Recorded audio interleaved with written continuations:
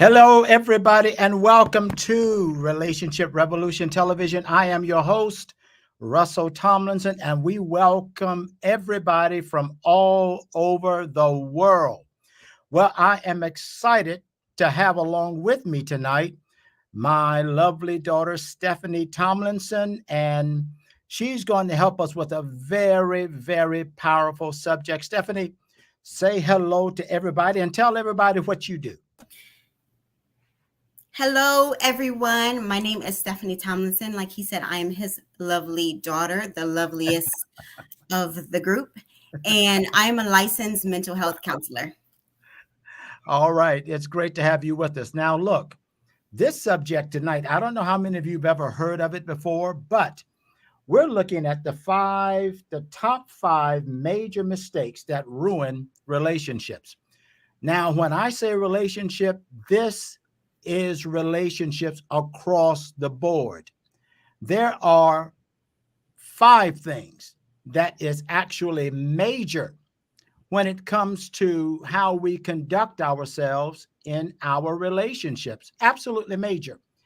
And these things are actually practiced by a lot of people, and they don't know that these are the things that actually, after a period of time, will begin to ruin the relationship. It could be a fruitful relationship, it could be a relationship that is on a road to doing well, but many times not knowing we do certain things that just become the way we are, I guess, and we end up ruining something that can be very, very productive.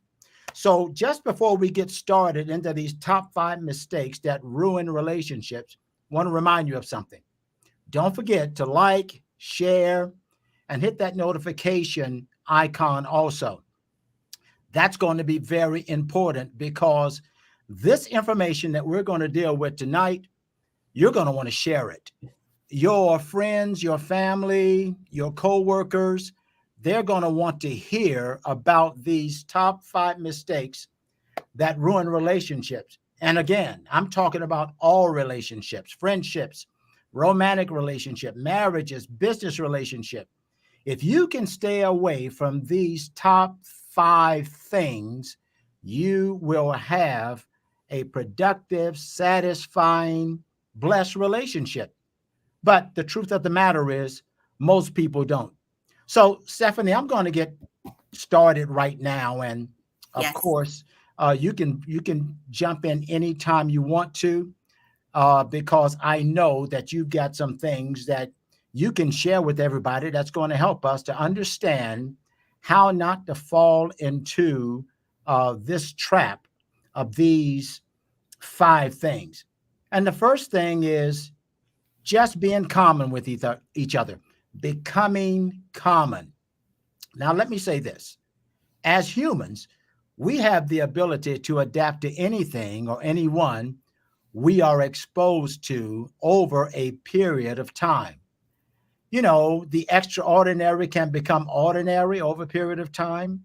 Over time, what you once were wired about, now it wearies you. What used to stir you up now settles you down, which means that you're in a relationship that the closer you get to people over time, you begin to take them for granted. And it can happen to anybody because it's a part of being human. I believe that there are those of you out there that's listening to me.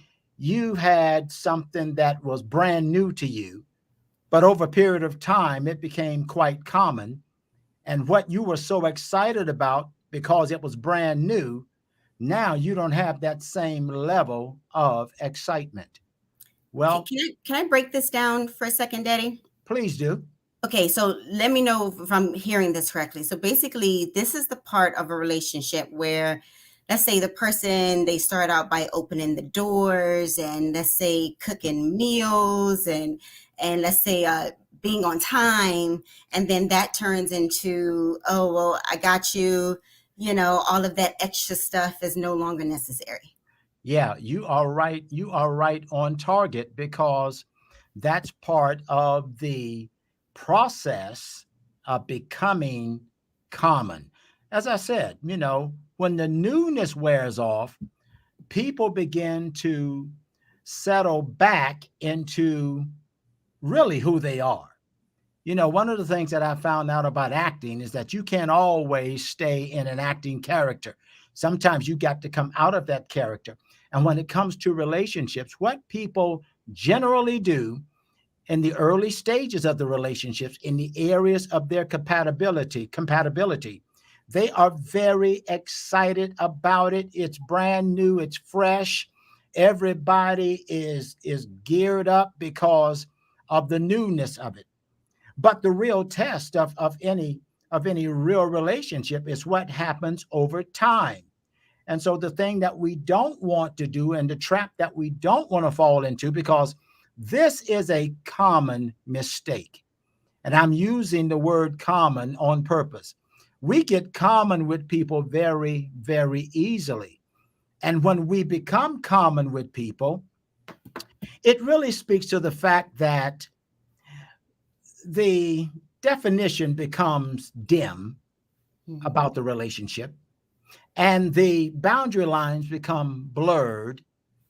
Mm-hmm. And you're going through a process now where common now is replace the excitement, and it's not so much as productive as it can be, because the longer the relationship will last, the more casual it becomes. That's So are we interesting. still on the same page with that? Yeah, we're still on the same page. And there's one thing that I hear. So basically, what you're saying is, most people, I believe, think that being common means I'm close to you and it draws us closer together. So are you saying that being too common with someone actually separates us, tears us apart? Is that what you're saying? Well, yeah, and let me put it like this. This is something that I would say to everybody, because again, this happens all the time. But the trick is that when people become common, they feel like they're drawing closer to each other. Mm-hmm. They feel like they're getting to know each other better. But what becoming common does, it actually is the beginning of a Mm-hmm. separation down the road. See, Wow. we can't make the mistake that being common with each other is actually causing us to come closer in the relationship. No, that's not what it's doing.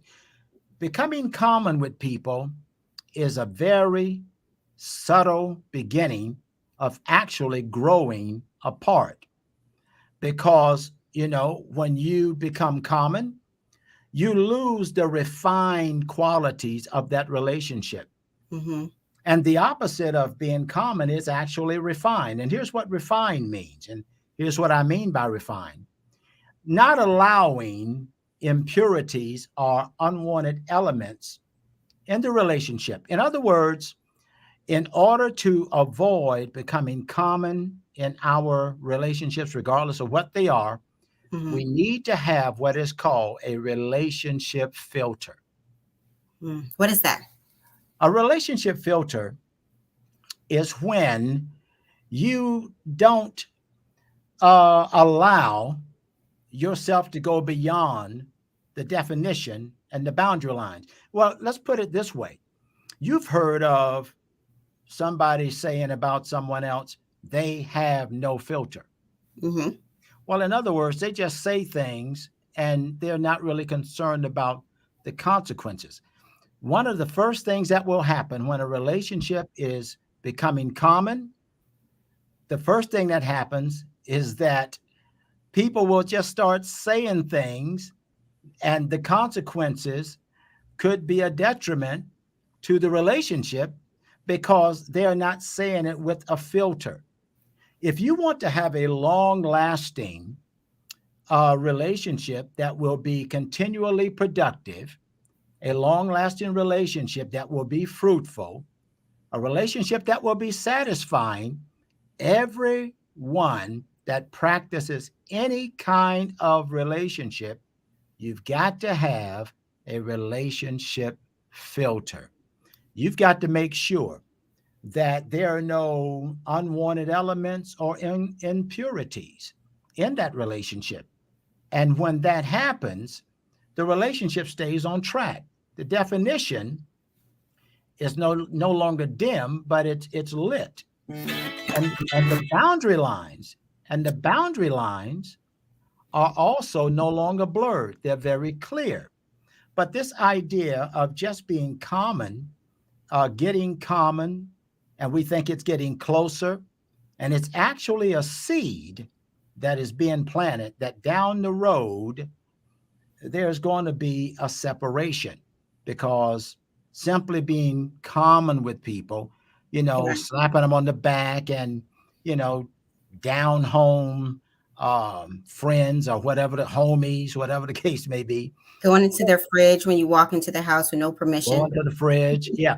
Now, there may be at the most two people in your life that you can be common with, because everybody cannot handle, you know, you letting your hair down, so to speak. Mm-hmm. Everybody can't deal with me outside of the prescribed relationship with its boundary lines.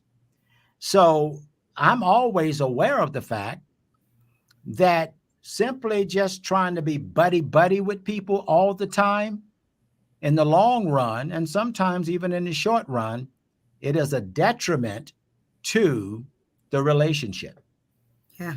So the first thing that wrecks a relationship is just being common.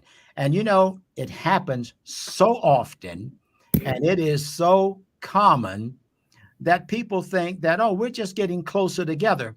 And know what you're actually doing is setting that relationship up for a failure, because, again, the definition is dim. And of course, the boundary lines are blurred. So how do you protect keep a relationship from getting to that place of being too common?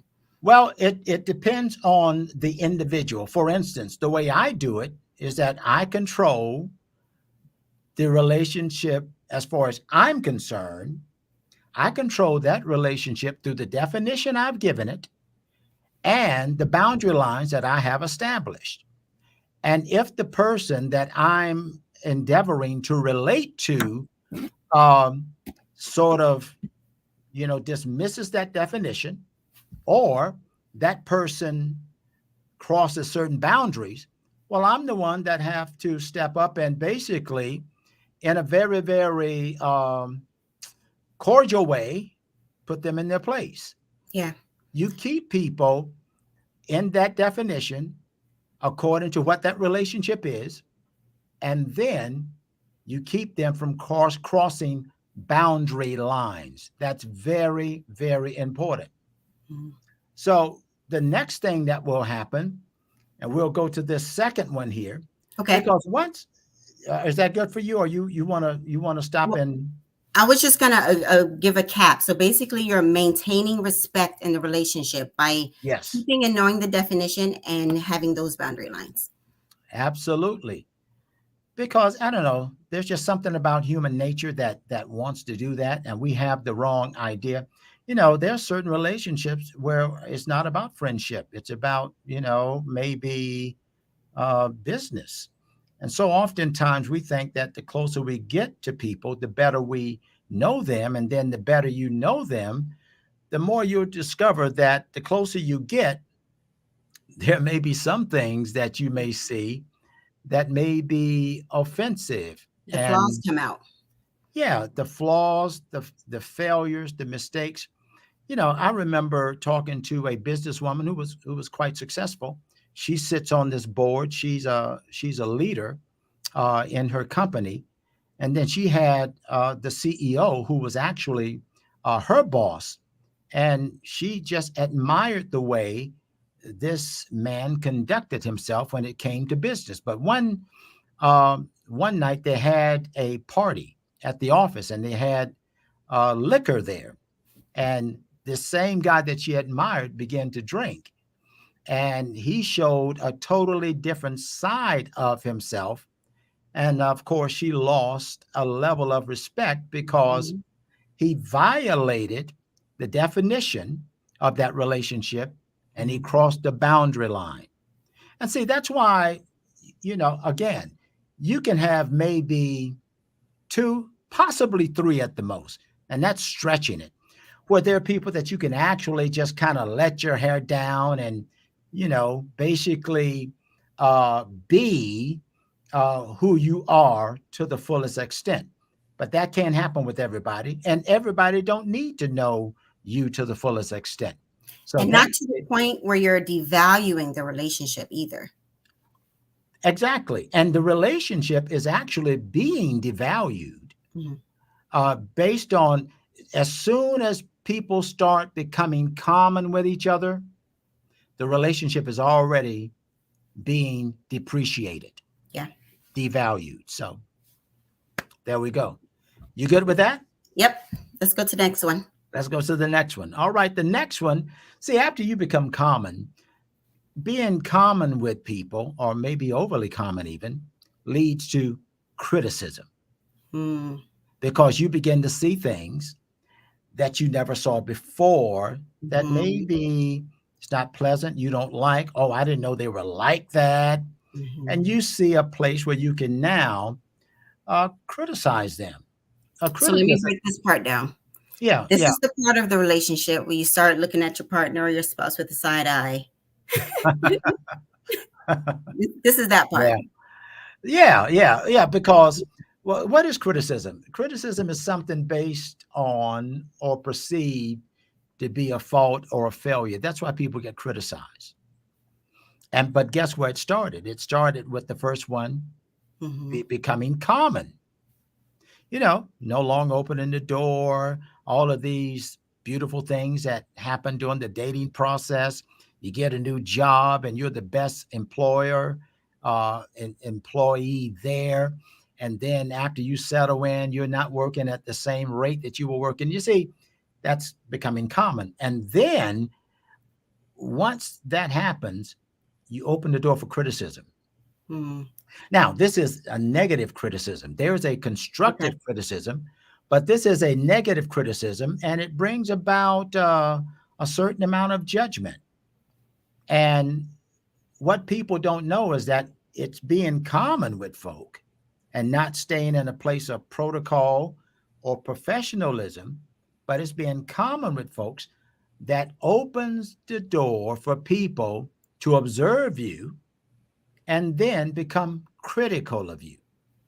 See, the closer you get to someone, you're able to observe their flaws, their faults, their failures. You know, uh, Being common opens the door for criticism. So don't allow a functional relationship, a good relationship, to step into a place of criticism where a partnership becomes a personality trip. What do I mean by that? You can start out as great partners on your way to a fruitful, productive, satisfying, successful relationship. And then you start hitting all of these different personality traits Mhm. that have nothing to do with the relationship. That definition of that relationship is I can't say that enough. It's very important. But what happens is we become hooked on a person's, or I guess a better word would be more keen on their personality Mhm. than the partnership.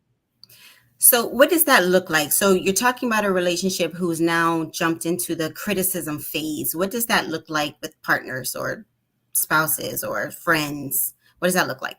Well, first of all, the criticism is not something that is spoken right away. Mhm. But over a period of time,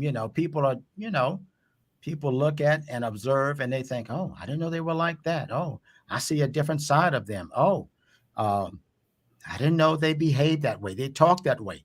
I didn't know that they did that. Well, they're looking with a critical eye. Mhm. And when you look at someone, someone, you called it side eye. Mhm. When you look at someone with the critical eye or a side eye, you're actually building up a place where if there is some type of conflict in the relationship, then those criticisms that have been silent up until that point will begin to come out and manifest. Mhm. They'll start speaking out those criticisms.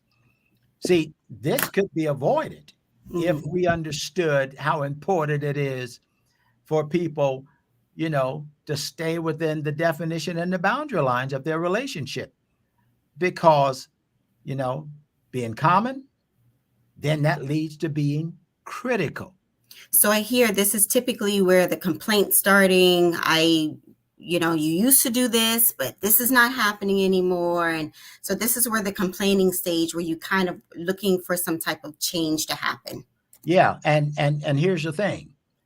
People generally don't complain about something right off the bat, if you will. Mm-hmm. They observe it first, and it becomes a criticism in their mind.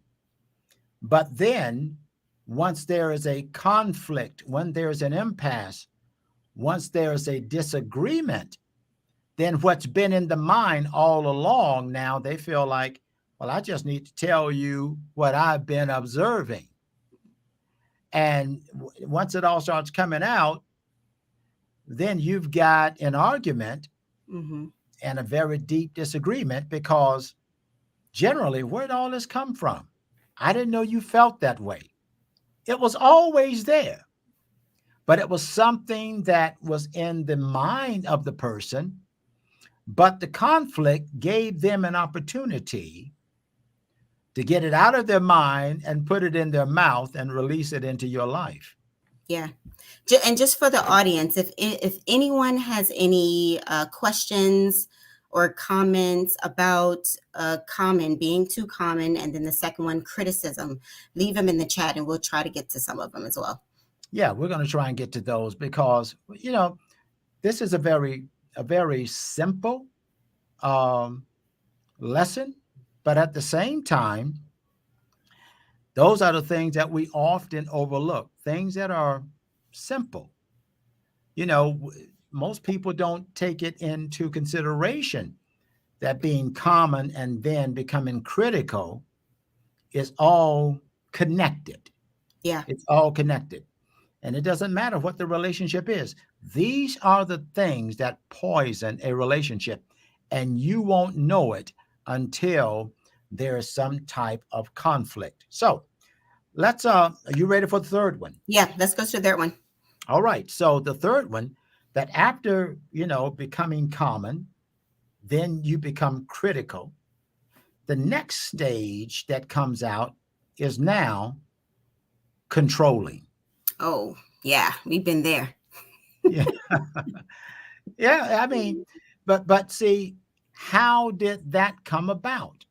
Well, you got to start with the first two. Mm-hmm. We became common, and we thought being common was bringing us close together. But come to find out, the more common I got with them, the more I saw their faults, the more they saw my faults, then I became critical, but it was a silent criticism. And then now that, all the criticisms are out in the open, Mm-hmm. now you've got a struggle for control. Yeah. So this is the part where, just break it down for the people in the back.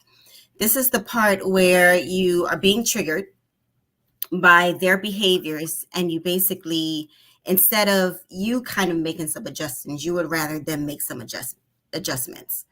Yeah, exactly. And that's the first step towards control because you see them as violators, you see them as wrong, you see them as offensive.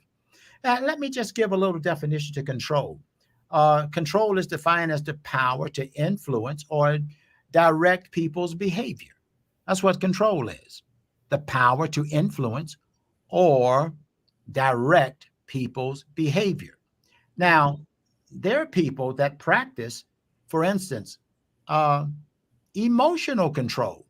Mm-hmm. People that will throw temper tantrums, Mm-hmm. people that will cry to have their way, Mm-hmm. people that will stop speaking. We call it silent treatment or the doghouse. There are all kinds of ways that Yeah. people try to control others emotionally. Yeah. There's also pity.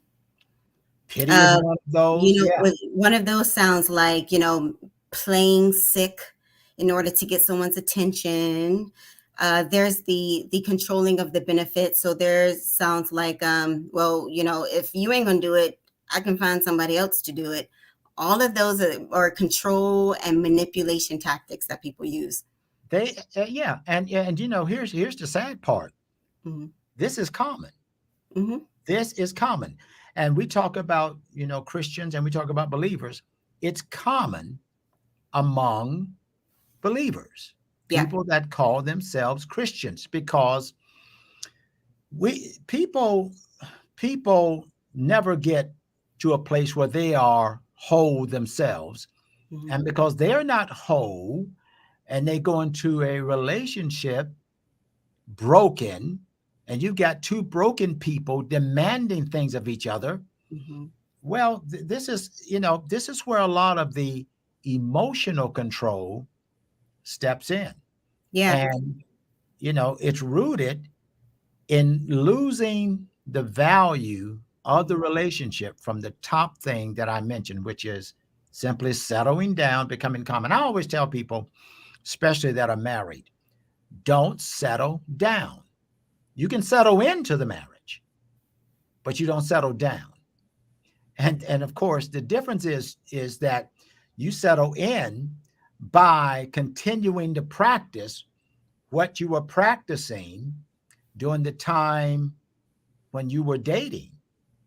And if you do anything, you enhance or you elevate the things that you did in dating, but you don't settle down and, as you said, stop opening the door, stop cooking great meals.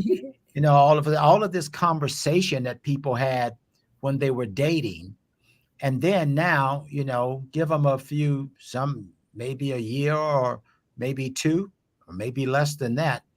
Now the guy will sit in front of the television, not talking hardly at all. Hmm. And, she still wants to talk from time to time, or maybe she's saying things to him that's possibly got him in a place where he can't keep up with the conversation. Hmm. In other words, it's going to be important to really understand what it means not to settle down. You settle into the relationship. What would you say to the person? I hear somebody's question in my head. So, what would you say to the person who believes that they haven't settled down in a relationship, but their partner has? What advice would you give that person? Well, I don't want to sound self-promoting, but they need to be in a marriage coaching program. Mhm. In fact, part of marriage maintenance is, setting. I tell people all the time, why is it that in our household budgets, we have money for, in case the car breaks down, there's insurance, washing machine breaks down, you've got appliance insurance, house insurance, you've got a budget where you can pay your bills every week. The thing that you'll find in most relationships is that there is no budget Mhm. for the relationship maintenance, no budget for marriage maintenance. People may get that initial, what they would call counseling in the early stages of them courting or dating or whatever the case may The be. mandatory counseling. What is that? The mandatory counseling. Yeah. So they'll get that and then it stops. Well, marriage needs maintenance and relationships need maintenance like anything else. What if you get your car, the oil change one time and you never change the spark plugs and you just keep driving, it will break down. Well, the same thing happens with marriages. They break down too. Why? Because people don't go into marriage with a maintenance plan like Mhm. they have for their appliances, for their car, for their house insurance, for their swimming pool, That and all is of so these good. things. Yeah, they don't. Somebody They needs to don't write have that that. down. Say that again. Somebody needs to write that down. That's really good. You need a maintenance plan for your marriage, just like you have a maintenance plan for every other part or portion of your life. That's good. Absolutely, absolutely, absolutely. And people don't because they think marriage runs on uh, Love. automatic. Yeah, well, love is good, but love, can fail if there is dysfunction. Love grows weaker and weaker because love is built up once there's an understanding of how to conduct yourself in a relationship. So the Bible talks about with all you're getting, you get understanding. So if I get a wife, uh, I need to understand her and understand how I need to treat her, vice versa. A wife needs to understand, a husband. What is his definition? uh, and set up boundary lines with him. There are all kinds of things that people don't do for their relationships, but they'll do it for their common everyday lives. They'll make sure that the car is running so they can get to work. They'll make sure that the house is painted so it stays clean and Mhm. comfortable. They'll make sure that they take care of themselves and treat themselves in a way that keeps them fit. They do uh, physical maintenance, exercise, all of these things, but people don't seem to understand that you need a a, very specific Mhm. program for your relationships, specifically your marriage. Yeah, I just saw someone in comments to say something about values. I believe it was, I'm not sure who it was, but they said something about values, which is also extremely important. It goes into that maintenance plan, knowing your values for your relationship. Yeah, well, the values need to be established before there's even that happens while you're dating. Yeah, That's when you come up, before. I want to know the values while I'm dating. I don't want to marry and then discover, a different set of values that I'm dealing with. And, even in that, uh, there's going to be an ongoing revelation of the person that, and I'm speaking here specifically of marriage. There's an ongoing revelation of the person that you are married to. To tell you the truth, we think we know people because we've been with them a long time.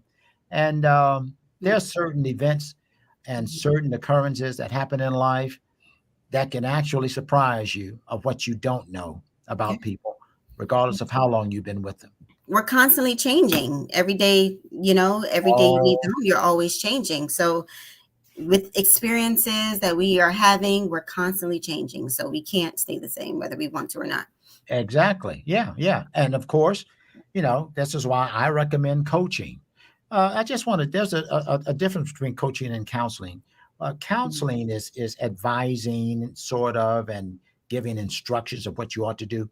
What coaching does, coaching brings out the answer that's already there. It's just that the couple needs to um, discover it, and the coach helps them to find out what's already in them that Mhm. will solve the problem. And I'll just say this: certainly, um, coaching and marriage maintenance is a whole lot cheaper than divorce. Oh yeah. A whole lot cheaper. We know So that one too, right? yeah, yeah. So emotional control, and then Mhm. of course there are people with domineering personalities, and I don't want to spend too much time on that because I want to get to this thing called manipulation. Mhm. And you know, we've talked about this before, but there is this word that's Mhm. used that's a part of manipulation, and it's called gaslighting. You Yeah. know something about that? Yeah, so it's basically a form of manipulation in which the abuser attempts to sow self-doubt and confusion in the victim's mind. That's what gaslighting is. Uh huh. Okay. So what they basically do is They make you feel like you're crazy. yeah, okay, and they cause you to question your sanity and your judgment. Exactly. Yeah, and that happens a lot. Uh, I mean, going through the pandemic, so many things took place as far as relationships were concerned, and a lot of relationships were devastated. Now, they may have always been dysfunctional, but the pandemic brought a lot of things to the surface. Hmm. And this thing called gaslighting was happening a lot Yeah. because people were just basically not equipped in their relationship. They have no maintenance plan. They think that marriage runs off of automatic. We got cars that can drive themselves, but Hmm. marriage is not one of those things that drives itself. You have to give it maintenance, just like you do everything else. Yeah. Uh, you think we better move on to the next one? Yeah. Let's go to the next one. Let's go to the next one. All right, the next one is contempt. Ooh. After now, this one here, after the and I just want to keep showing people how these things actually work like dominoes because, first of all, you deal with becoming common. Mm-hmm. Then, of course, there is this thing of criticism that is a result of coming common. Then there is this thing of control, which we just finished. And now comes a deeper level of dysfunction, and it's called contempt. Now, let me give, contempt is simply disrespect. Mm-hmm. So, disrespect in any relationship means that the relationship has depreciated. Mm-hmm.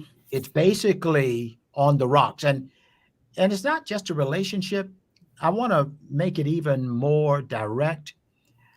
What is happening is the two people have depreciated each other in the Mm-hmm. relationship as a result of just being contemptible. So let me break it down again. So for, layman terms.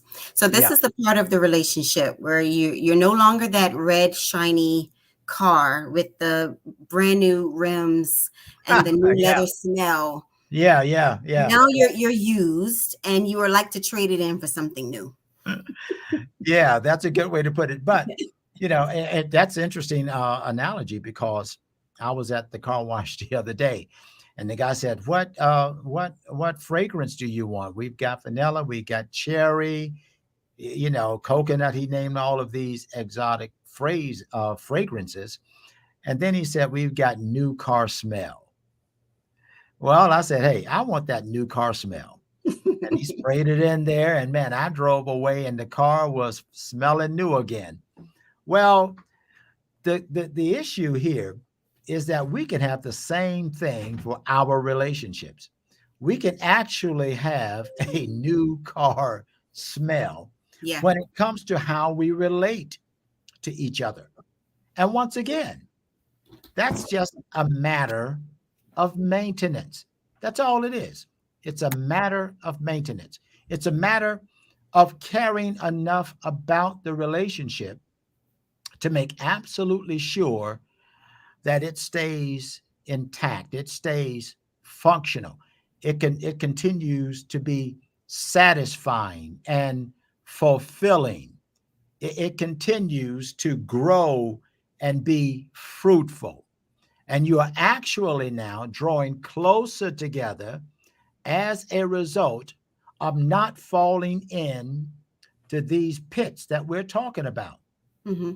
And when you stay away from these things that are, again, these things are so common in people's relationship that some people have just adapted these ways as a way of life.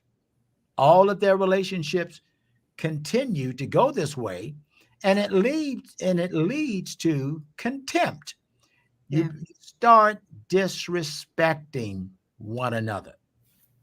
You become disrespectful to the degree that you no longer compliment, but everything is a complaint. you're actually devaluing the person. And one of the keys here is that the person that is behaving in a contemptible way thinks little of themselves. Yeah. Insecurity. That's part of it. Mm-hmm. See, when you become disrespectful, there's something in you that you don't like. Yeah.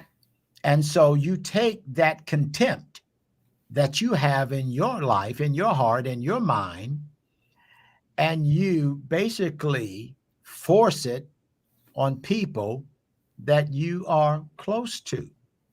And I also find it so interesting because this is typically the part of the relationship where we want to change our partner so bad. And I typically use the analogy of triggers. We have all of these triggers. And every time we have a trigger, it's almost like your car light is going off.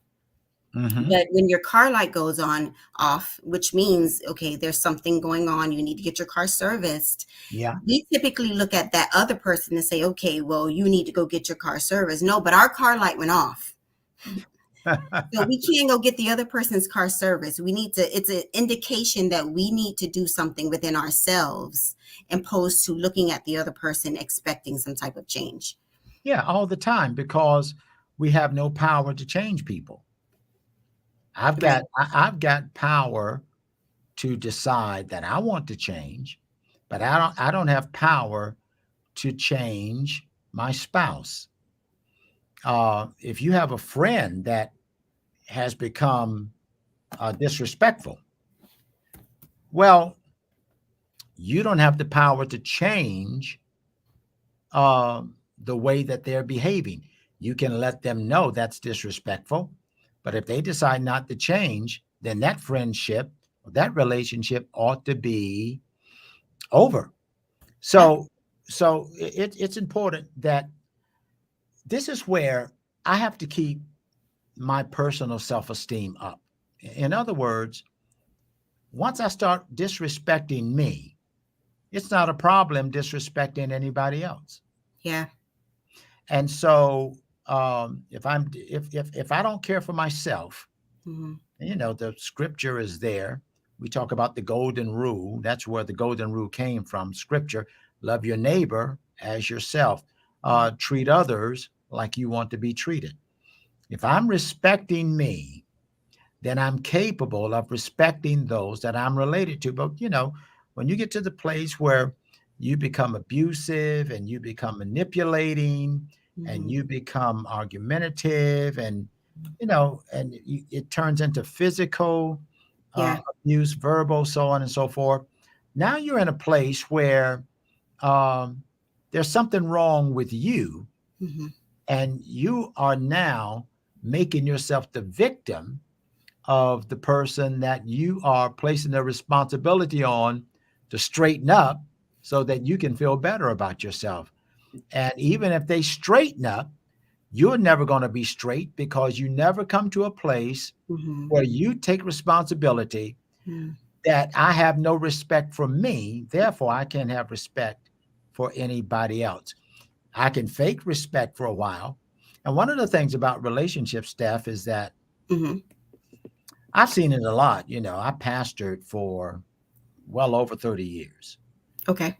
And I've seen it a lot where I've seen couples come to church and the spouses are nice and complimentary to everybody in the church and ministry, but then Well, they get home and disrespect each other.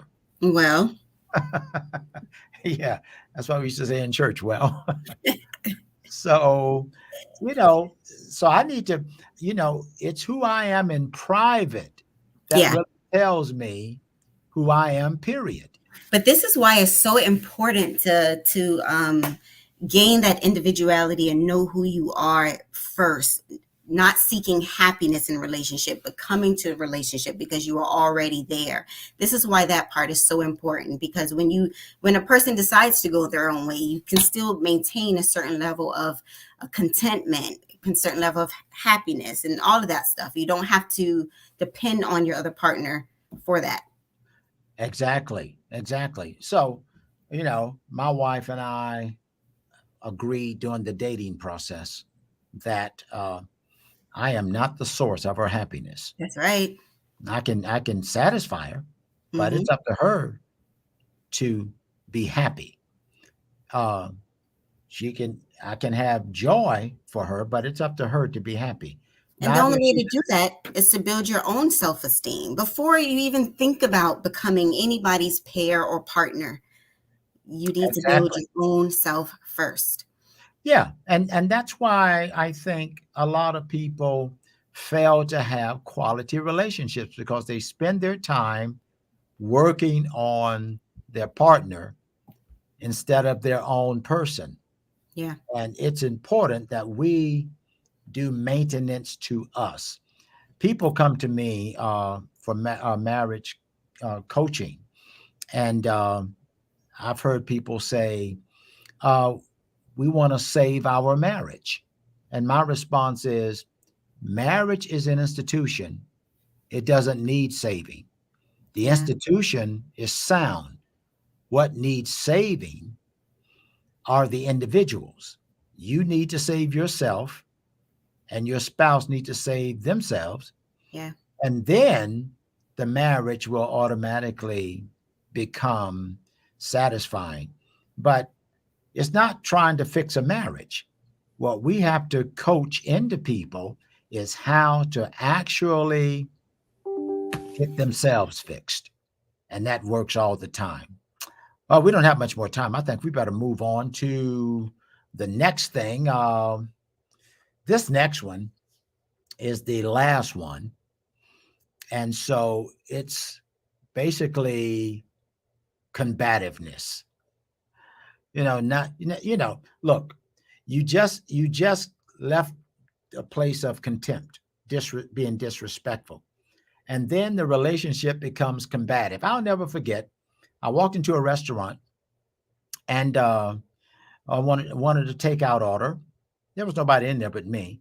But then someone drove up with an older couple, and the older couple, I assumed they were husband and wife. They came in cursing each other out. The old guy was cursing her out. The lady was cursing him out, and they called everything. They called each other everything but by their proper names. And I thought to myself, that's not the condition I want to be in when I get to be that age. I don't want to be, I mean, in the latter stages of my life, I don't ever want to live in a combative, Mm. quarrelsome, argumentative relationship. And usually there's a breakdown in communication when people begin to argue because what they're trying to do, they're trying to outtalk each other. Yeah. They're no longer listening to understand. They're listening to be heard. Exactly. They're trying to outtalk each other. And now you're in a battle that nobody wins. See, one of the and here's the thing that I need to constantly remind, we're all going to disagree. There's not going to be a relationship from time to time where there won't be disagreements. We will disagree. But my objective in the disagreement is never to win the argument with my spouse. My objective is to win her affection. Mm. That's a whole different approach because even if you win the argument, you can lose the affection of the person that you just won the argument with. Yeah. I like to think of it like this. What is the goal at the end of the day? If the goal is to become cordial again or get back together or, you know, go have fun again, if that's the goal, then what's the point of arguing anyway? Yeah. And the goal is generally trying to prove yourself right. Mm-hmm. There's a strategy, a coaching strategy that I share. And I tell people, by the time you prove yourself right, you may have lost certain rights, Yeah. based on you just trying to prove yourself right. Because nobody wants to feel like a loser in a relationship. And if you've got someone in that relationship that's always winning the arguments or gaslighting the other person or beating them down or verbally abusing them, well, you won a lot of arguments, but what you've lost is their affection. Yeah. Which doesn't meet the goal. So it's pointless. It doesn't meet the goal. It doesn't do anything that is constructive or productive. It kills the relationship. So these things are quite common. Yeah. But these are the top 5 mistakes that happen: becoming common and becoming critical, becoming controlling, then contemptible, and then combative. Hmm. Those things, one leads to the other, and it happens all the time. And by the time it gets to combativeness, people come to me and they want to know, what can we do to save our relationship? Well, there are things that can be done. Hmm. However, the process is going to be longer, Yeah. which means it's going to take more time and it's going to be more expensive. That's why I recommend to people, say if you are married, say 1 year, uh, every 90 days would be good to have a maintenance program in place. Maybe, but make sure it's somebody that actually understands relationships. Hmm. There are people that really, uh, everybody, I'll put it this way, don't understand the Yeah. relationship dynamics. So you want to go to somebody that is an actual, whether it's a coach or a counselor, you want to go to somebody that can help you to take that relationship. I got a car that I bought a few years ago, Hmm. and that thing, I love to get it on the highway. Uh, that thing rides beautifully, but it's because I keep the wheels balanced, I Hmm. keep the oil change, Hmm. I keep it clean. somebody somebody was somewhere, and I opened my trunk and they stood back and said, I never seen a trunk so clean. Well, that's what maintenance does. It keeps things working, it keeps things clean, and your relationships need that. And that's why we offer the difference factor solution coaching program. So it's mentoring, it's coaching, it's individual coaching.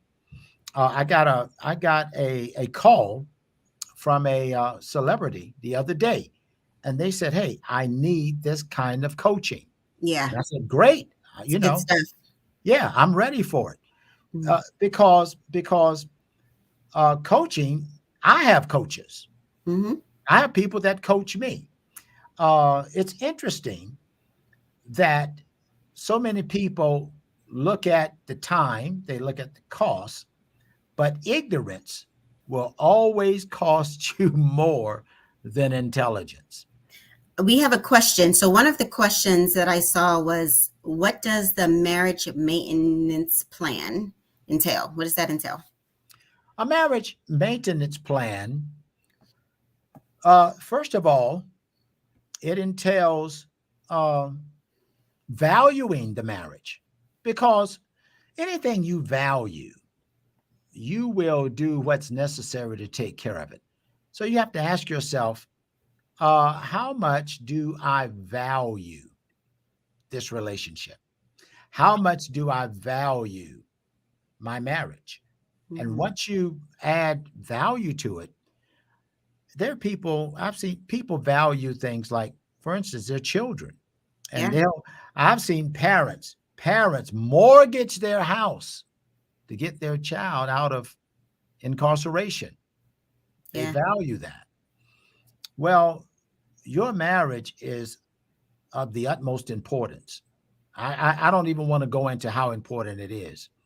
But um, the maintenance plan, first of all, is how much you value it, taking time to set aside a budget for it, and then, of course, taking time to actually go to the coaching or the counseling. And see, um, 95% of women basically are the ones that would go to coaching or counseling. Yeah, they're more open. Yeah. Women are more open. Hmm. Guys, on the other hand, they don't want anybody telling them what to do. That's just how, we don't want nobody else in our business. I don't want to look like I can't lead. Yeah, I don't want to. I can't lead, but and Hmm. that's why I offer coaching because again, you know, for instance, in football, American football, not soccer, but football, the coach is always on the sideline.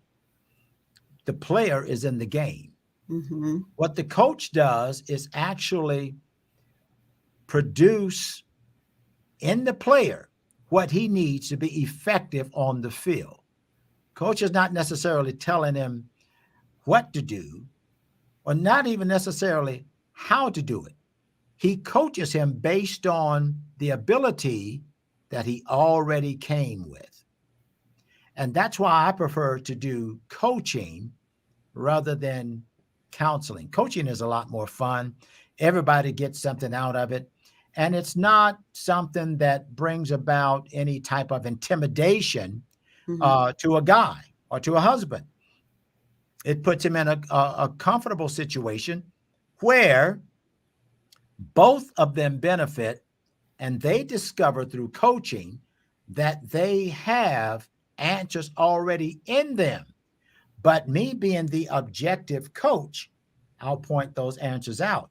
And they'll Yeah. say, oh, okay, I know what I need to do now. It's as simple as that. So So that's how, basically, you're not allowing yourself to get to the combative stage before you decide to call a coach. yeah. Well, you don't even want to get to the common stage Hmm. because by the time you get common,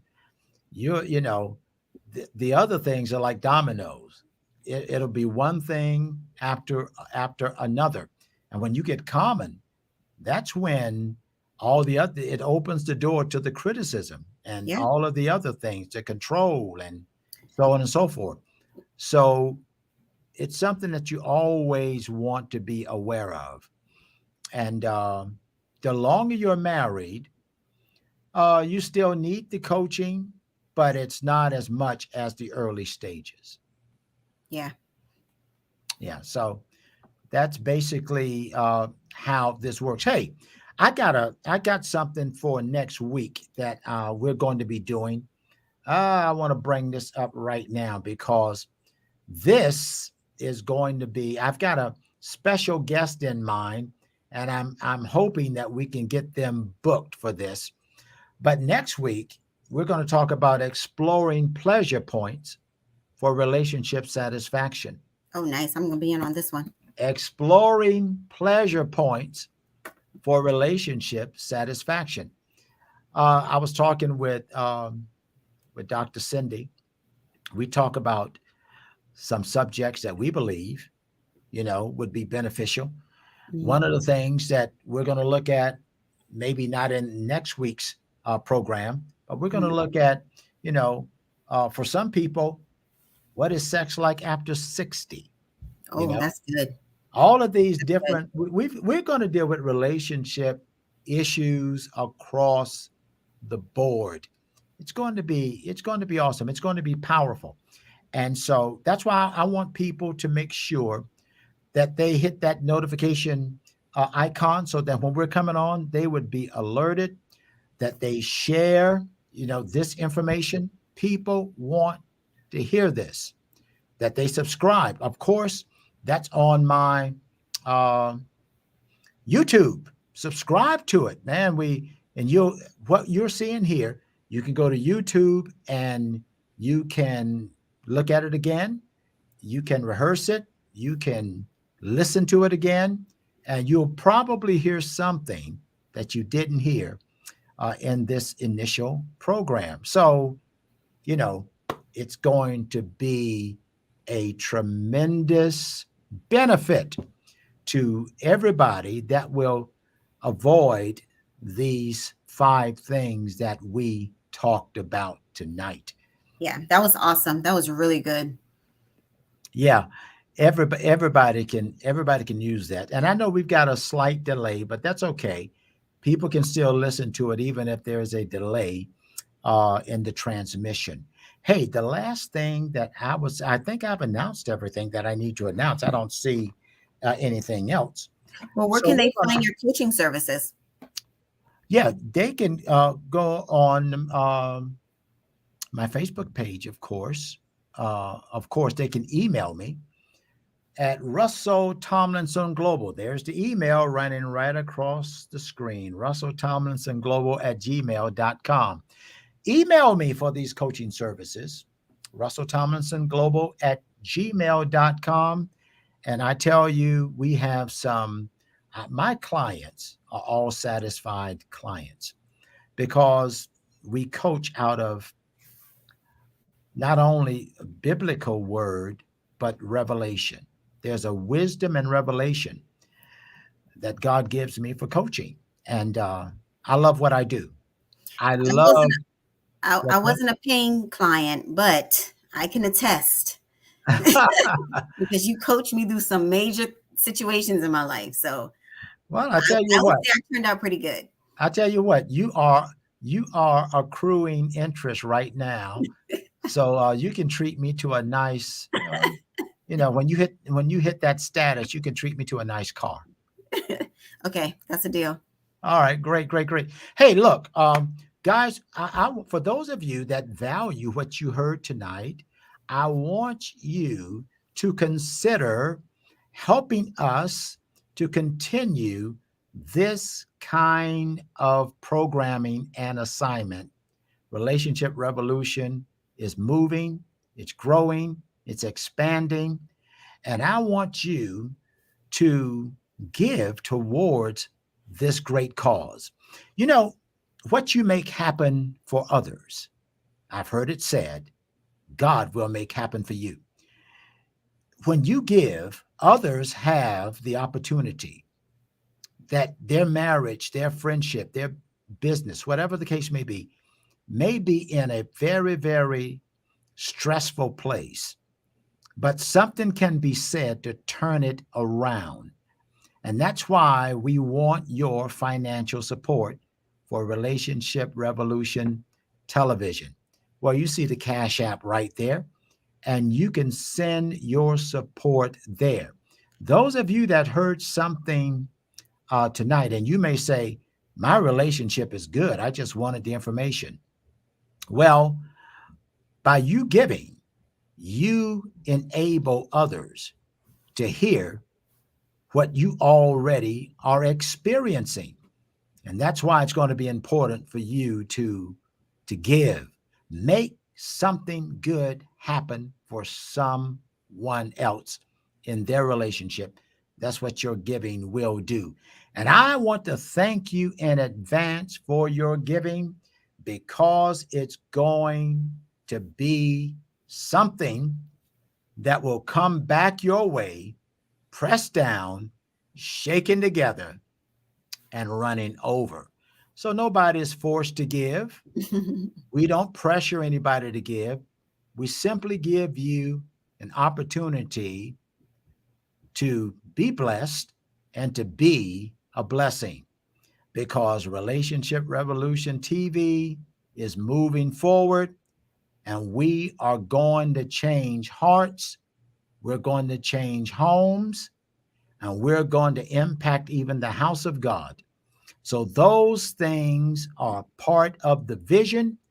And I want you to give into the vision of Relationship Revolution Television. Stephanie, this has been great. That was fun. Thank you so much for being my co host. And I got to have you back again.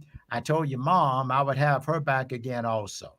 Well, And I also heard you say that she was your favorite guest. So, she is my top guest, and it's going to have to stay that way because I like to keep the peace. okay, this so is fine. so but you're in the top 5. I'll just put it like that. I'll take number 2. Thank you. Yeah, that's fine too. You're in the top 5. So, look, guys, thank you again for joining us at Relationship Revolution Television. It's been awesome. Don't forget, share this with somebody. They want to hear this kind of information. Good night, Steph. Night, guys. Night, everyone.